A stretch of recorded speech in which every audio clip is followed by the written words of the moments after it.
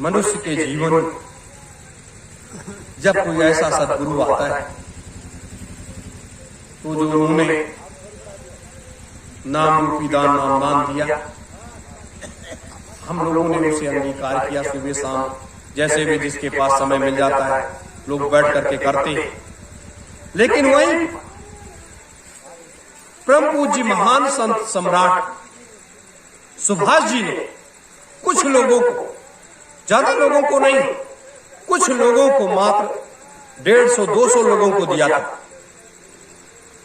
वो 5 नाम जो उन्होंने दिया था, वो 5 नाम एक ऐसा नाम था जिसको वशिष्ठ जी ने मात्र सतयुग में 3 लोगों को दिया था।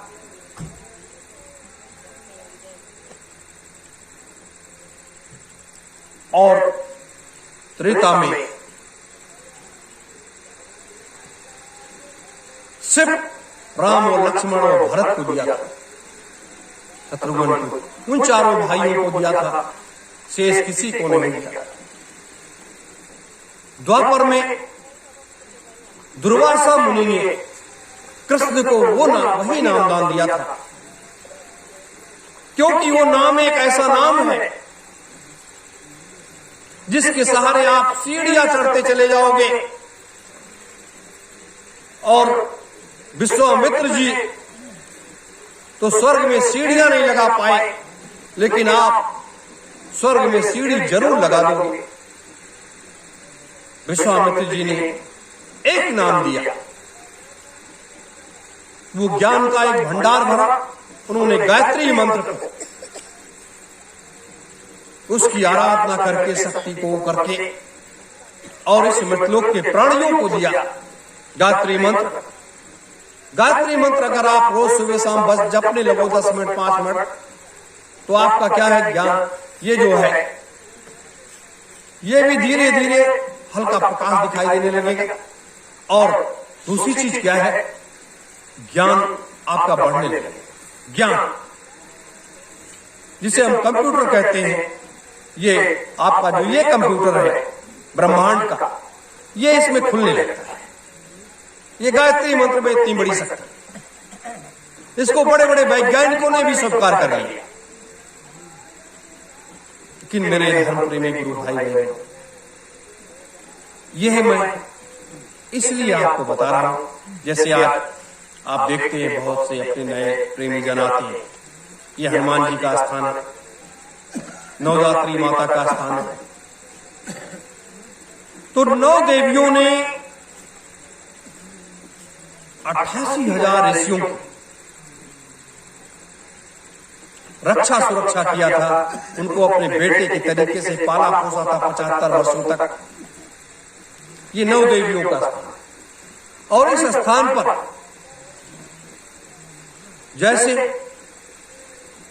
भगवान श्री राम के पहरेदार कभी हनुमान जी बने थे, वैसे इस आश्रम की पहरेदारी, इस आश्रम की पूरी सुरक्षा पवन सुत हनुमान जी महाराज को मिली हुई है कि आप इस आश्रम की देखरेख करोगे। ये उनकी सुरक्षा के घेरे में रहता है यह आश्रम। तो इन शक्तियों की आवश्यकता है। जैसे महाभारत के युद्ध में हनुमान जी कितना बड़ा भार लेकर के उस ध्वज के ऊपर बैठे हुए थे, नहीं तो बड़े बड़े वीर योद्धाओं के सामने पूरे ब्रह्मांड की शक्ति को लिए स्वयं भगवान कृष्ण बैठे थे।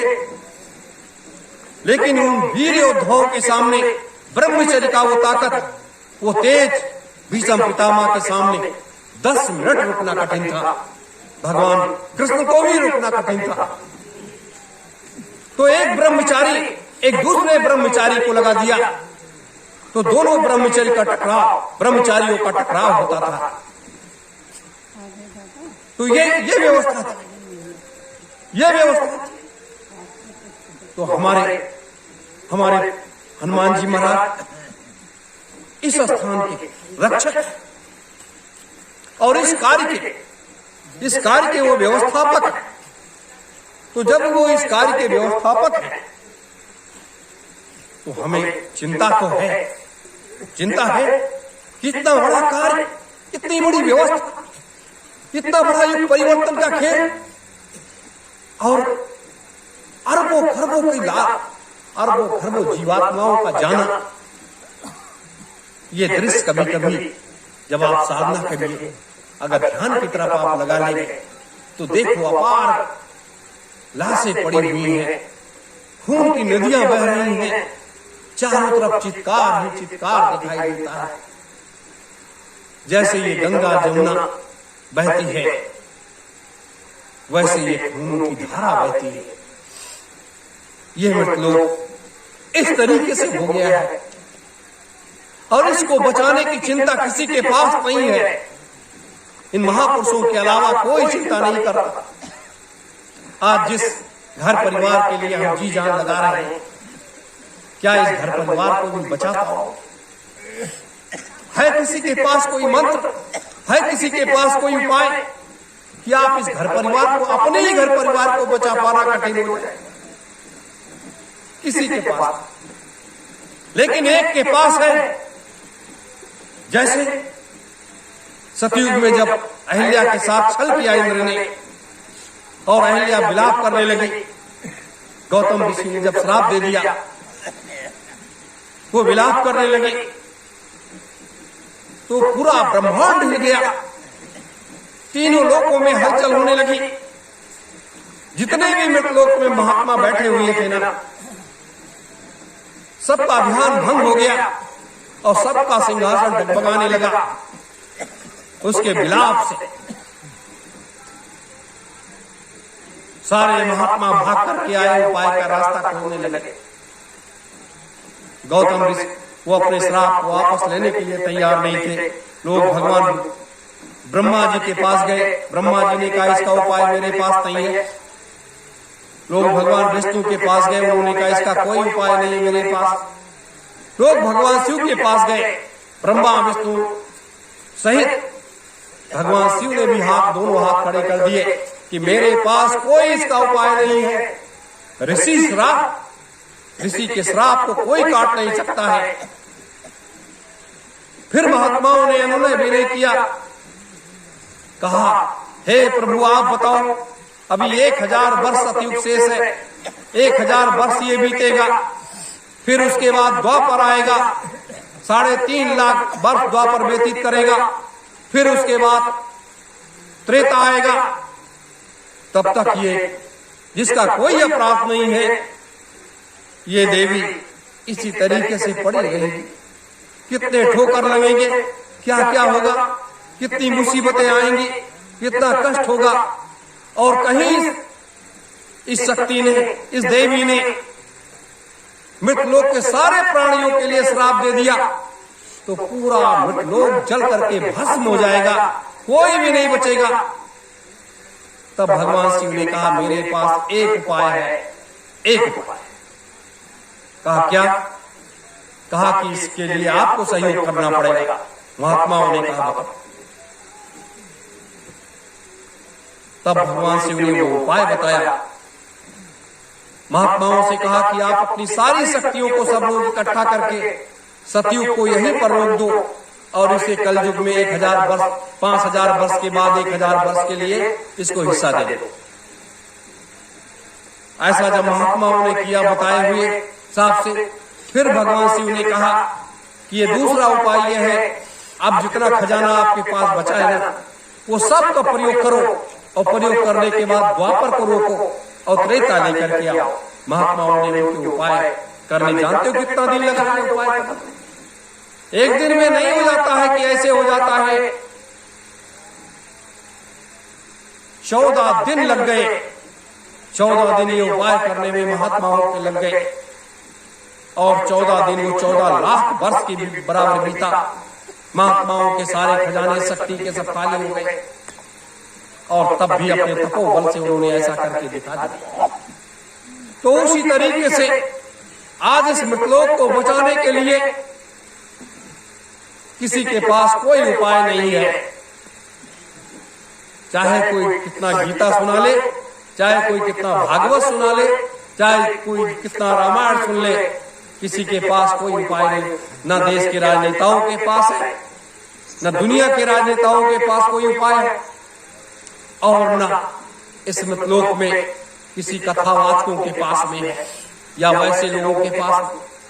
अगर ये उपाय किसी के पास है तो इन महापुरुषों के पास में है, जो सिद्धाश्रम में बैठे हुए हैं, ज्ञानगंज में बैठे हुए हैं।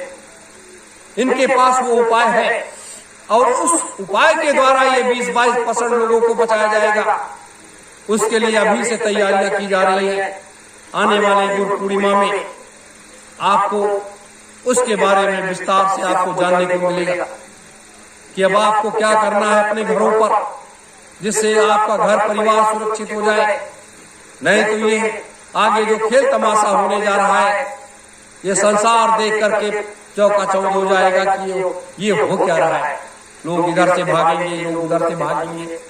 ये सतयुग तीर्थ की पावन धरा, आप कहीं से आपको आग लग जाएगी और शीतलता करके आपको सतयुग तीर्थ की इस पावन धरा पर ही मिलेगा। ये सतयुग तीर्थ की पावन धरा, ये शक्तियों से लबरेज है। 88,000 ऋषियों की सारी शक्तियां इसके अंदर विद्यमान है। भगवान शिव की वो शक्ति विद्यमान है। निरंजन भगवान की 8.5 लाख वर्ष की साधना वो विद्यमान है। आदि गंगा माता गोमती की वो शक्ति, ब्रह्मचर्य की शक्ति उनकी विद्यमान है। तो ब्रह्मचर्य की वो शक्ति आदि गंगा माता गोमती की वो शक्ति लेकर के ये सारी शक्तियों को समाहित किए, अपनी गोद में किए हुए हैं।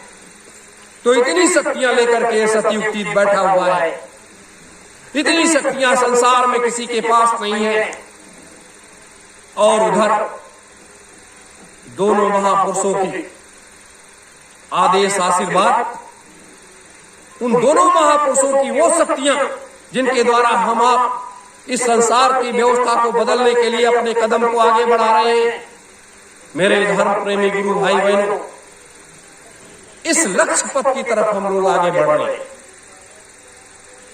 इतनी शक्तियां होने के बाद भी अपने उस खेल को तैयार करना पड़ रहा है, उस रसायन को तैयार करना पड़ रहा है, उसमें भी मखानी चलानी पड़ रही है। किन शक्तियों का प्रयोग कहां पर किया जाएगा, कैसे किया जाएगा, और कहीं इसका उल्टा प्रयोग तो नहीं हो जाएगा। मेरे धर्म प्रेमी गुरु भाई बहनों, इसलिए 1001 हवन कुंड आने वाले समय में जब बनने लगेगा, ये सारी व्यवस्थाएं सुदृढ़ मजबूत हो जाएंगी। तब ये महायज्ञ की तारीख की घोषणा स्वयं इन महापुरुषों के द्वारा किया जाएगा। चौथे महायज्ञ की तारीख की घोषणा स्वयं इन महापुरुषों के द्वारा किया जाएगा। अभी तो हम आप उसकी तैयारियों को कर रहे हैं, पूरा कर रहे हैं। मेरे धर्म प्रेमी गुरु भाई बहन, इसीलिए हमें आध्यात्मिक क्रांति और राजनीतिक और वैचारिक क्रांति के अभियान में हमें लगने की जरूरत है, जुटने की जरूरत है। क्योंकि आध्यात्मिक क्रांति और वैचारिक क्रांति अभियान ये संसार को एक दिशा देने का कार्य है। हम इसलिए दिशा देने चाहते हैं जिससे संसार का कोई भी प्राणी ये न कह सके कि हमें इसकी जानकारी नहीं थी। जैसे भगवान कृष्ण ने बार बार कौरव दल में जाकर के समझाया कि अभी भी वक्त है, आप लोग मान जाओ, समझ जाओ और ये युद्ध न हो। लेकिन लोगों ने स्वीकार नहीं किया। तो ये समझाना अपना काम है, लोग माने या न माने। लोग तो हम आप लोगों को देखते हैं, लोग कहते हैं अरे ये लोग तो क्या जानते हैं, इनके पास क्या है, इनके पास तो कुछ नहीं है, सिर्फ आश्रम बना लिया, उसकी झोपड़ी है और लोग बैठे हुए जैसे तैसे अपने काम को कर रहे हैं। मेरे धर्म प्रेमी गुरु भाई बहनों, आपके पास क्या है, मेरे पास क्या है, किसके पास क्या है, कौन जानता है? जिसके पास है वही तो जानता है, शेष कौन जानेगा?